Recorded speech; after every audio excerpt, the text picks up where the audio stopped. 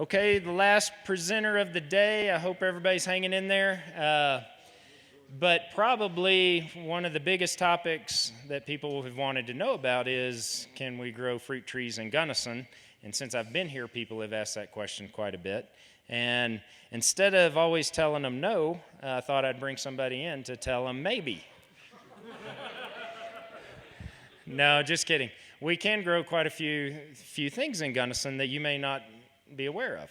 And my fellow director and agent in Dolores County is Mr. Gus Westerman, and he has more of a horticultural background than I do. Works extensively with, is it still the highest research orchard in the world? In the United States. In the United States, anyway. So he works with the experiment station at Yellow Jacket, where they have an incredible orchard that they've put in and done a lot of testing of different varieties. And for those of you that don't know, the county seat of Dolores is Dove Creek. And so that's where Gus's office is. Actually, Dolores isn't even in Dolores County, right? That's right. Yeah, so anyway, so Gus comes from quite a ways away. Thank you, Gus, for driving all the way today, and it sounds like he's going right back. So we're very appreciative that you came all the way over here and to teach us about apples. Okay? So. All right. Well, thanks, Eric. Appreciate the introduction. Oh, perfect. That'll work. All right. So as Eric said, I'm Gus Westerman. I'm out of Dolores County, so based in Dove Creek, and so I'd like to start out with saying I am not the authority on fruit production in Colorado. I was lucky enough to take over a project at the research center there, and I've managed it for 6 years now. And so I've learned a lot through that. There's a lot of folks within the system that know a lot more about this topic than I do, but I hope I have some ideas and some information that can be useful to you guys. Up here, if you're not interested in fruit trees, hopefully I have some information in here will be beneficial. And if you are interested in fruit trees, I'm going to try not to discourage you, because it'll be a challenge, but it is possible with just a few things to keep in mind. So we'll get started. So we'll talk about our high-altitude fruit tree project down in Yellow Jacket.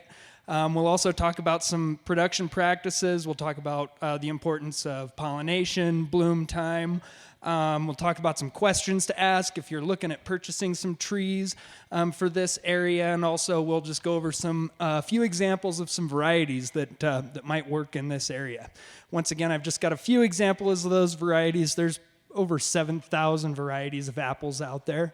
And so just the ones I'm showing, it's not even the tip of the iceberg. They're just some examples of kind of what to look for. So our high-altitude fruit tree project, it is a partnership between Dolores and Montezuma County Extension, and also a partnership with the Southwest Colorado Research Center down in Yellow Jacket that mostly focuses on dairy alfalfa production and row crops. And so the fruit tree project's kind of a different element that's in there.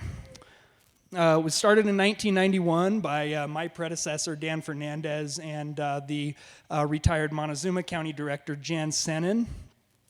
Once again, it's a cooperative project. We're currently evaluating 75 different varieties of apples at this point. We have 21 field apples that are freestanding, 43 trellised apples.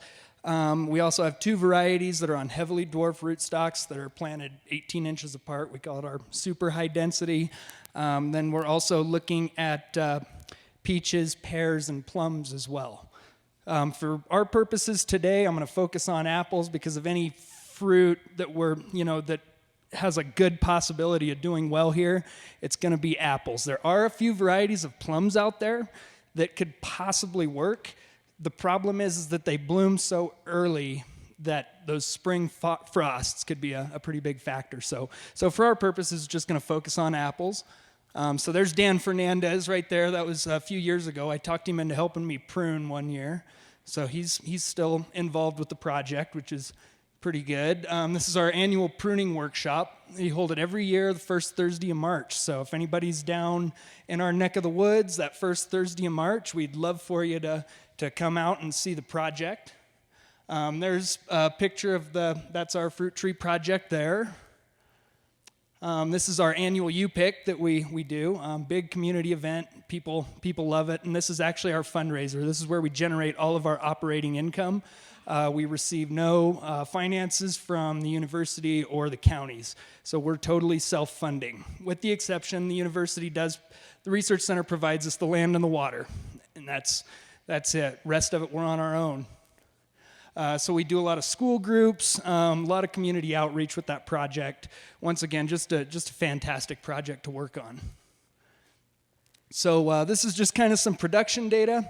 Our last season, 2019, we did pretty well. Now that number 4,800, I was looking back at that. I think that we have some pear production lumped in with that, so that's not purely apples.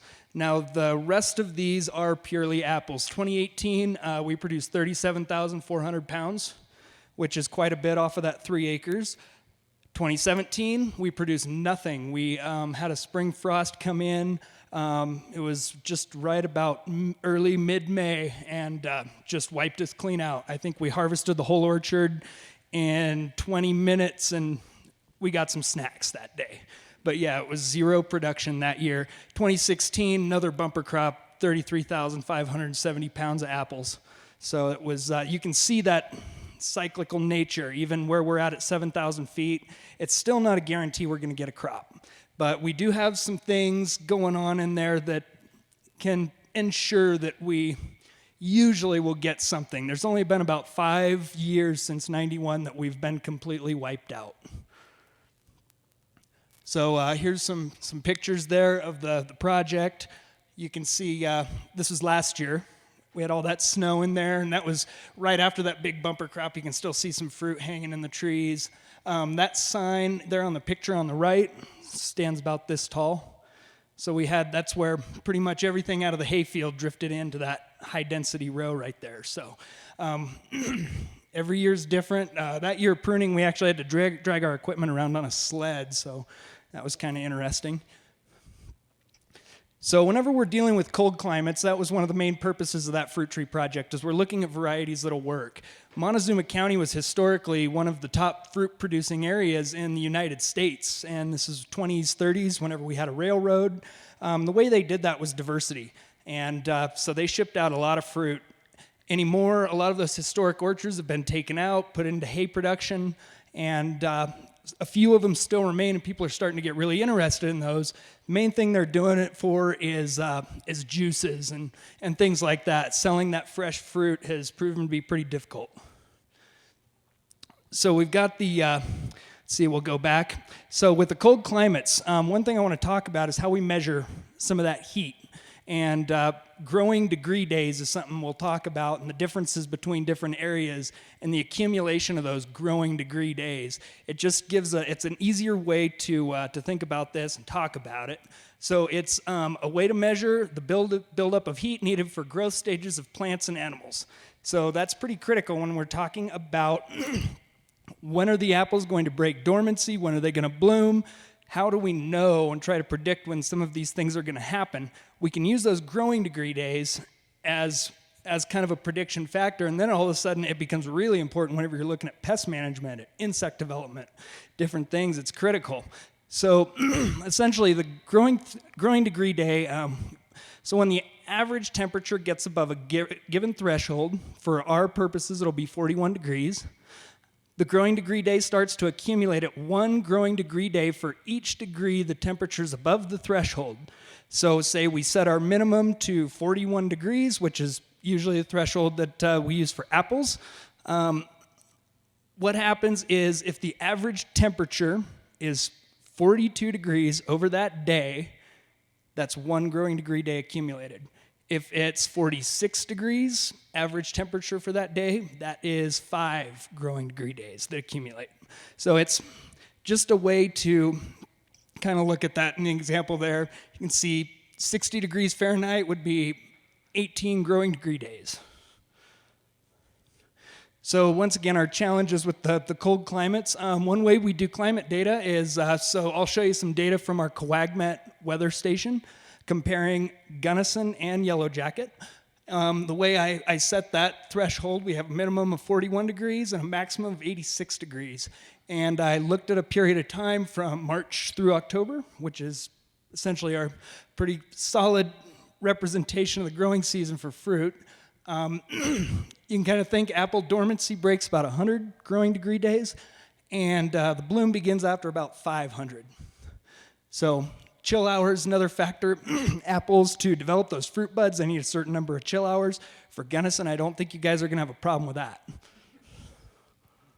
So this is your weather station. I think it's located a few miles up north of town there.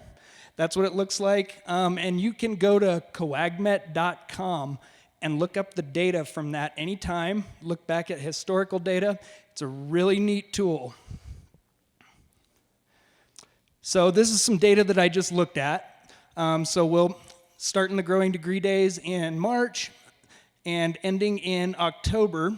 So 2019, Yellow Jacket 4121, Gunnison 3033. We got 4700. Gunnison was 3499. Yellow Jacket 4458, 3325. 2016 4357. You can see the differences there. Now what I did is I averaged those. So we got Yellow Jacket averaged 4409 over those 4 years. Gunnison averaged 3276. So that's a difference between 1,133 growing degree days averaged over those years. So you can see that they don't accumulate here nearly as quickly. Therefore, development is going to be slower. And that's one thing to keep in mind when they come and say, you'll plant this tree, you can expect fruit in 3 years. You may not get fruit until 5 years. That establishment is just going to be a lot slower. And then it's another thing to take into consideration when you're looking at cultural practices like pruning. You're not going to be able to develop that third year fruiting wood nearly as quickly as we do. So this is just a graph kind of showing those, to compare Yellow Jacket and Gunnison. They're kind of funny graphs. The top is Yellow Jacket. You can see it goes clear up to, let's see, it's kind of difficult to see the numbers on there. Oh, pointer. Okay, you can see the scale's different here. We go up higher on the Yellow Jacket there than Gunnison. So kind of the way to read that is on these bars right here, these kind of tan bars, you would read those on this scale on the left, and that shows the number of growing degree days accumulated given a certain day. Each one of those bars represents a day. The golden line right there is kind of the historical average, which I don't know how many years they take into account there. And the red line was the actual accumulation of growing degree days over 2019. So you can see just kind of where our temperatures, we start accumulating a lot earlier than up here, and that's one thing to keep in mind. So with cold climates, one of the biggest things is your bud development and cold hardiness of your buds. So my predecessor, Dan Fernandez, developed this chart, which is very useful, and we use this all the time. This is the bud survival chart, and it goes through all the stages from bud break or breaking dormancy up through bloom. And you can see as the development moves forward, those critical temperatures increase quite a bit. And so next thing you know, we can get down stage 1, we're just breaking dormancy, 15 degrees, no problem. 2 degree really that's going to take out, 2 degrees will take an impact. 15 degrees, 10%, it's not such a big deal. As we get up to this stage 7, that's your full bloom, we're looking at 28 degrees is going to wipe out 10% of our buds, which sometimes that's not a bad thing. We call that natural thinning. We want that. Now 25 degrees, we lose another 3 degrees, we're down to 90%. That window is tiny. Those small changes in temperature can really play a big role in that. So we're going to look at bloom time as a factor that we all want to consider when we're talking about cold climates. But the other thing is late ripening varieties. They call them winter varieties. You've probably heard people talk about that. Those could be a problem here just because of that early fall. You guys are going to hit fall a lot earlier than we are probably down there. So that's another thing to take into consideration. So whenever you're planting trees, one interesting thing, I don't think there's a lot of apple trees around the Gunnison Valley. And so whether you're going commercial, backyard production, whatever your interest is, you're going to have to think about pollination. If there's not another tree within, usually about a half a mile, there could be some issues. It may not get pollinated nearly as effectively. Ideally, you want a tree within 50 feet for solid pollination. So what this shows is bloom time across different varieties. That's what this shaded area, so these are different varieties here. This is when they begin to bloom. The darker part there is full bloom. And so you can kind of compare that and say, okay, so this variety is going to bloom later than this one. So if you're planting two trees, and especially, okay, this one's going to be a pollinator, you want those to bloom at the same time. The other thing to take into consideration that's really saved us a number of times is diversity within those bloom times. Because we can have a tree that blooms early, gets past that very susceptible period, and is okay if we have a frost. Whereas we have a later blooming variety that'll get wiped out, or vice versa. You have that one that blooms first, it's in that susceptible period, gets wiped out. You could have another variety that may bloom a little bit later, and you'll get a crop. So that diversity in bloom times can be really important. And then over on the left side of the chart, it's kind of tough to read, but those are maturity dates as compared to the Red Delicious, which is just kind of a staple that a lot of folks use to compare. And you can see that some varieties, even though they bloom earlier, this top one here, Zestar is what it's called. It's a new variety. It's right up there with the Cosmic Crisp. It's what everybody's looking for. You can see where it's one of the first to bloom, but then it'll also ripen 35 days later than that Red Delicious. So that really stretches that growing season, and that really stretches that time that it's susceptible to damage. So, and this is another chart here. This shows your pollinators. This shows which varieties are compatible to pollinate other varieties. You'll see that everywhere where there's an X, that means those two varieties in that chart are compatible. If it's a blank space, that means they're not compatible. So if you look at the Jonagold, one of the interesting things about that is it's not compatible with anybody because it has sterile pollen, so it's not going to be able to pollinate anything. Whereas you look at some of these other trees, like the Golden Delicious, it has that little O right there. That means it can be self-pollinating. But a pollinator is always recommended because you're going to get a lot better fruit set if you have a pollinator. So another thing with our cold climates is we see a lot of this too. This is actually a plum tree. This is frost damage here. And what happens, you see that big crack going clear down this scaffold limb, and it's tough to see right there, but there's another crack there. That killed that tree, and what happens is you get some of these warm winter days, and it'll actually bring that tree out of dormancy just enough to pull moisture up into the trunk and the scaffolds, and then you get that 10-degree night, and it just busts it open just like a water pipe, essentially is what's going on there.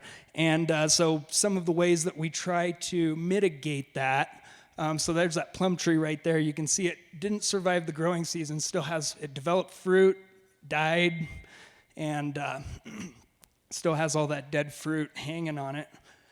So one of the ways we mitigate that is using a white coating. What we use is a 50% latex paint, 50% water.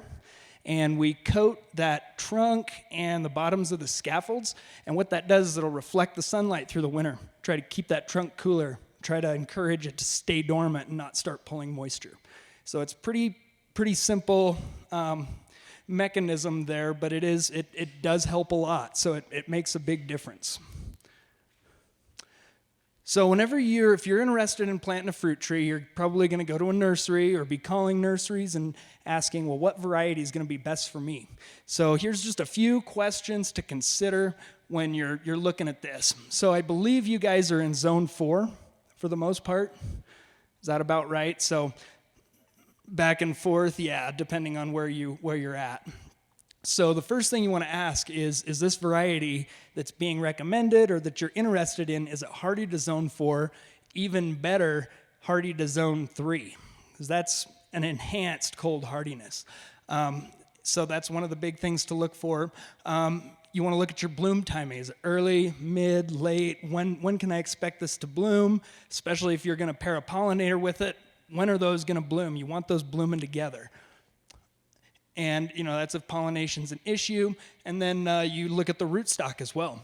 So rootstock, we'll just talk about this real quick. It can play a pretty big factor in a number of different things. Mainly tree size is the big thing. You can see as you go through these rootstocks, your trees will get smaller. So this would be the same variety of tree, different root. And the reason that's important is your dwarfing rootstocks, right about there, your M7, a lot of our field trees are on this one. It's about a 70% size of a normal tree. And they tend to produce earlier, and they tend to be pretty good and vigorous. So that's something to consider. Once you start getting smaller, these are the trees that are planted in more of a high density situation. And what these require a trellis essentially, because once the tree grows, that root system isn't going to be deep enough to hold the tree up. So you're going to have to grow those on a trellis, usually in a high density scenario. So that the rootstock's always something. And usually those dwarfing rootstocks will tend to produce fruit earlier. And so that's one thing that, because we want to get that tree producing as soon as you can. You don't want to be waiting 6 years. What's fun in that? And then is the variety something you want? Are you looking for an eating variety, a storage variety, a cider variety? There's so many out there. And so just really thinking, okay, I want to eat this apple fresh, or I want to store this for the winter, or, cooking, cider, all of these things. So the cold hardy varieties, there are a bunch of them out there. And most of these have been developed from universities up in the northern states. Minnesota is a big one. Minnesota gets cold, and so they definitely are developing a lot of varieties for that zone 3, zone 4. Also, Cornell is another university doing a lot of that work. Those real good cold hardy trees.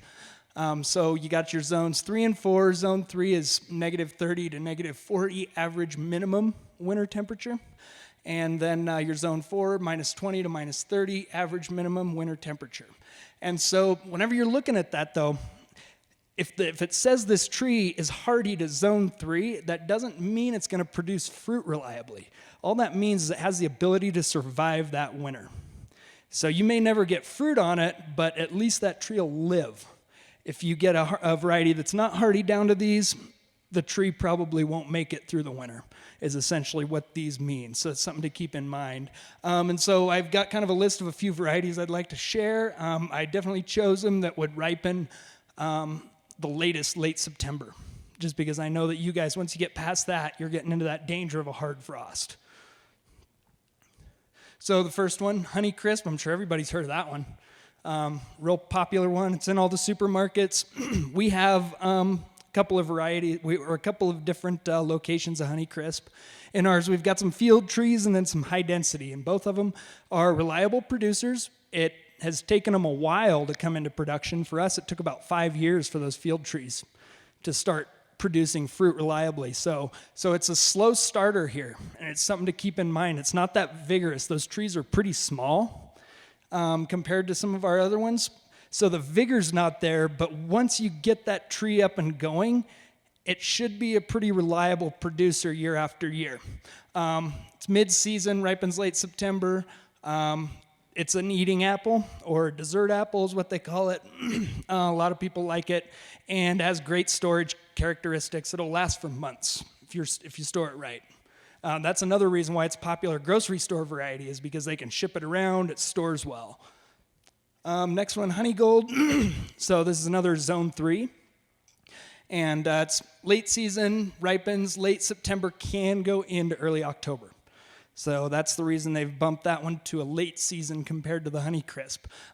This one, eating and cooking, it's mainly a pie apple. And once again, it has moderate storage. 2 to 3 months is about what you can expect to store this variety. And then our last zone 3, which is usually what you'll find with a lot of these more summer apples is what they call them, is ripens in late July to August, so it's a real quick variety. It doesn't need a lot of growing degree days. It doesn't need a long season. And if anybody was going to ask me which variety I recommend that would probably reliably produce, it would probably be this one. The problem is about the only thing it's good for is applesauce. You pick it, and it's already almost applesauce. And it has no storage life whatsoever. So as soon as you pick it fresh, you have to do something with it. It's not going to last. And that's a characteristic of a lot of those summer apples. They're mainly, you pretty much got to pick them and preserve them somehow. They don't store very well. So now we'll go into the zone 4s. Red Delicious, of course. This is probably the least exciting variety in existence, in my opinion. We grow both of these out at Yellow Jacket. They both do very well, reliable producers, but they're just not much fun to eat compared to some of the other varieties that we have. But once again, mid-season, late September, eating. The Gold Delicious is definitely better for cooking. It's a little more tart, better pie apple, really good storage characteristics, but they've bred the taste out of it, and that's been that way for years. In the 40s and 50s, when this variety was monocropped in Washington State, the reason is because it looks really good, and it looks perfect sitting in the supermarket. So everybody wanted it. Everybody started growing it, but they literally bred the taste out of it. So the next one, this is a great apple. We grow these, reliable producers. The Empire, they're mid-season, ripens mid-September, so a little bit earlier than the Honeycrisp and the Honey Gold. Great eating apple, good storage. This is really a nice apple. We also do some cooking with it. I really enjoy this variety. And then the Liberty, we grow some of these as well, and have had really good luck with them. They're reliable. This one's more of a cooking apple, but myself, and I'm kind of strange, but I like that kind of real tart, crisp apple, as opposed to real sweet. So it's good for cooking and eating, good storage. It's another late September ripening. And then the last one is Cortland is what it's called, and it's an old variety. I believe it's Cornell variety. It's zone 4, bred to be cold hardy. And mid-season, ripens mid-September, good for cooking and cider. This one's not much of an eating apple. If you eat it fresh, it's going to be kind of bitter. It's not going to be real sweet like you would expect from some of the others. And for some of the cideries and everything, this is kind of what they're looking for. So if you're growing for cider, this would be probably a good variety to put into that mix. And of course, there's a lot of other varieties, but if I were going to point you towards some of the university research, I'd definitely go towards University of Minnesota and Cornell. They've been doing a lot of work on this real cold hardy cultivars, and they've seemed to have done pretty well. So to conclude and wrap up, the factors to consider when you're looking at trees, consider your bloom timing, pollination, and hardiness of the variety, of course. Those are all very important things to look at. Ask questions when you're evaluating different varieties. Talk to these nursery folks, because they're going to help you. They know what they're talking about. They're smart. And so definitely ask those questions and really figure out what you want. And the other thing that can really help, and this can make or break production, are microclimates. If you find a good south-facing slope somewhere, you're going to get that few more degrees that you might need that'll make the difference between a good crop and no crop. So that's always something to consider. I know our orchard is on an east-facing slope, actually, but we're right at the headwaters of a pretty big canyon.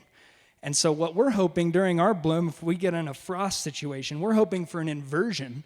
It's going to push that cold air down into those valleys and canyons, give us that few degrees. Everybody down in Cortez and that area will freeze out, and we'll be the only game in town.